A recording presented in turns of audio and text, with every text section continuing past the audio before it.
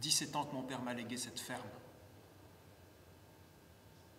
Et aujourd'hui, une petite signature sur ce contrat,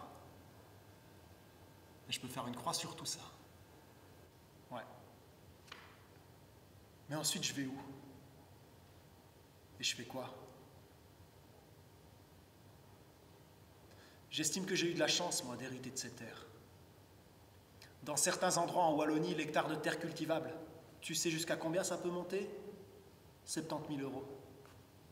J'en ai 75, moi, d'hectares. Alors vas-y, fais le calcul. Si j'avais voulu vendre, je l'aurais déjà fait. Et depuis longtemps. Alors pourquoi je suis resté? Pourquoi? Alors que chaque année, tu recommences tout depuis le début.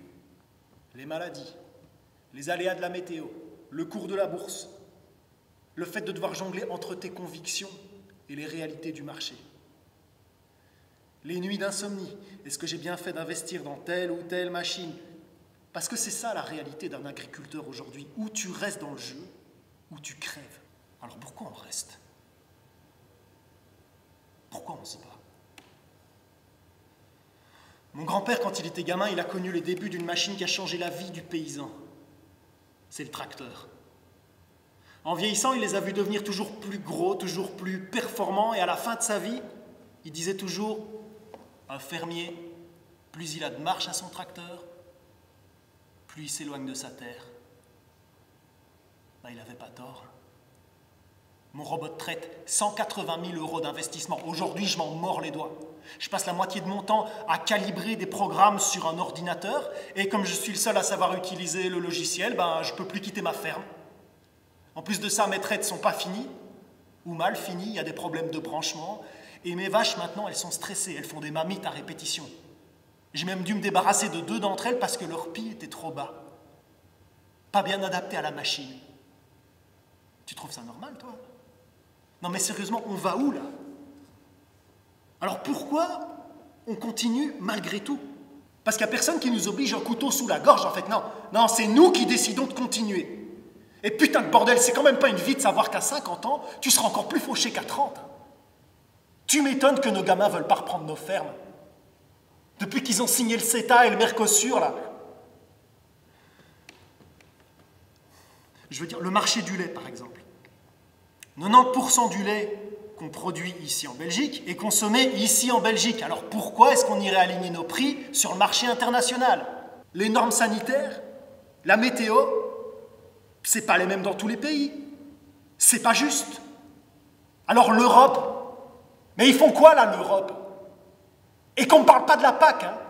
Qu'on ne parle pas de la PAC. Politique agricole commune, avec leur système de primes à l'hectare, là, c'est eux qui nous ont poussé à avoir les yeux plus gros que le ventre. Alors on s'endette, parce qu'il faut toujours avoir plus que son voisin. Mais à qui ça profite, ça? Aux plus grandes fortunes de nos pays, messieurs Colruyt et compagnie. Mais c'est pas des fermiers, ces gens-là, non. Ils savent pas ce que c'est mettre les mains dans la terre. Alors si c'est ça la règle du jeu, je vois pas pourquoi moi je devrais encore y croire. J'ai qu'à signer.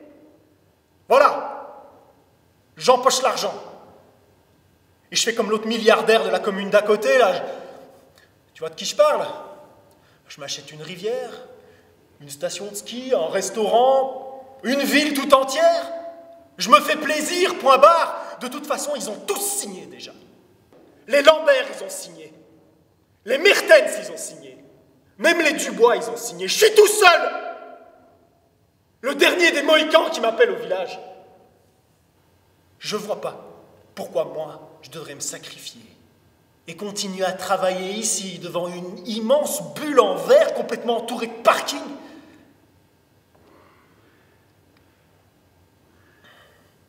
Ouais, mais ensuite je vais où? Et je fais quoi? Et sérieusement, je vais laisser leur bulldozer arracher mes pommiers? Les pommiers que j'ai plantés avec mon père? Et le vieux tilleul que mon père a planté avec le sien? Je suis né ici, moi! J'avais pas 5 ans que je rentrais déjà les vaches tout seul. Et quand je taille la haie, je pense à Génépi, mon vieux border collie. On l'a enterré juste derrière parce que c'est là qu'il aimait se nicher quand il cherchait l'ombre. C'est ici que sont mes racines. Et si on m'arrache à ça, eh ben je vais mourir. Tout simplement. Parce que oui, on a ces petites habitudes. Le café à l'aube, t'ouvres les fenêtres de ta cuisine, t'entends tes vaches qui t'appellent, et là tu te dis qu'elles ont autant besoin de toi que toi t'as besoin d'elles.